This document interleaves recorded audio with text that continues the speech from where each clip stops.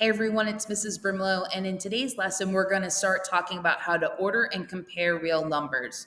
So, we're going to go over the first example in our notes today because before we can start ordering and comparing them, we have to be able to estimate them when they're not written as a decimal. So, we're going to start by watching this quick video and then we will jump into our first example.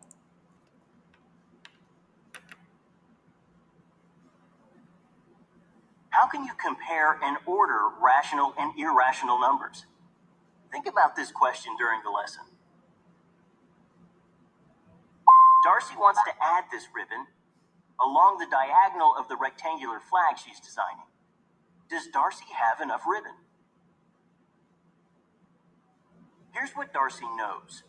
The flag is 7 feet wide by 5 feet high, and Darcy has 8 5/10 feet of ribbon. 7 squared plus 5 squared is 74. So the diagonal on the flag is the square root of 74. Darcy needs to approximate the square root of 74 to compare it to the length of ribbon. Why? All right, so now I'm going to move over to our notes. So, we cannot compare square root of 74 and 8.5 as is because they're not in the same form. And the best way to compare rational and irrational numbers is by comparing their decimals because they can be written in decimal form. They won't look the same, but they can be written as decimals. So we know how to find square roots of our perfect squares. So we're going to use that knowledge to help us figure out what the square root of 74 is. So I'm actually going to start here, okay? So we know that this is going to be somewhere on the number line with our perfect squares. So I want to see what perfect squares this is closest to. When I look at my list, right before 74 is 64 in terms of perfect squares. Right after it is 81. Square root of 64 is 8, and the square root of 81 is 9. So if I think of a number line, we have 8 and then 9, 10, so on and so forth. This square root of 74 has to be somewhere between these square roots because 74 is between 64 and 81.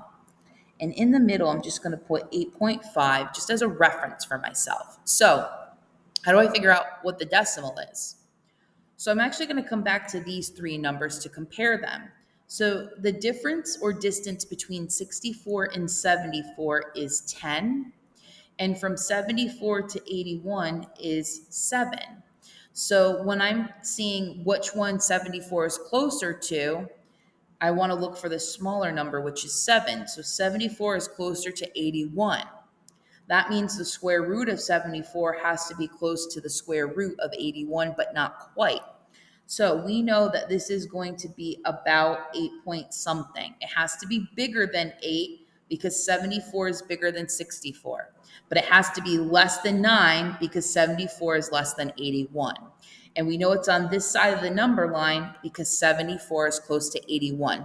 So we want to think of what are some decimals that would show close to 9 but not quite.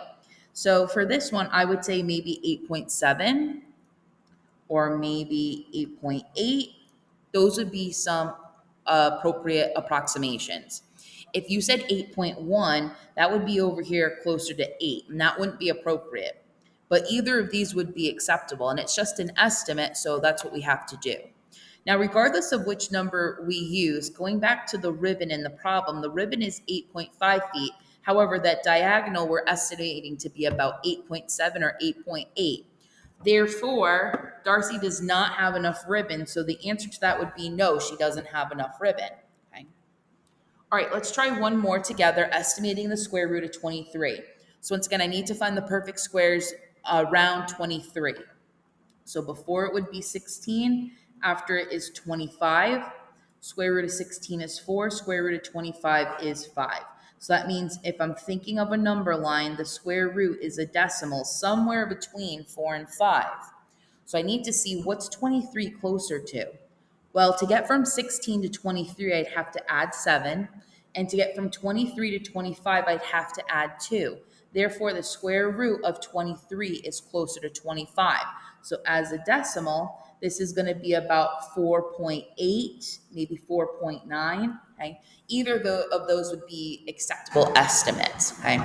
So now you're going to move into the practice provided. If you do have any questions, please reach out and let me know, and I will chat with you soon.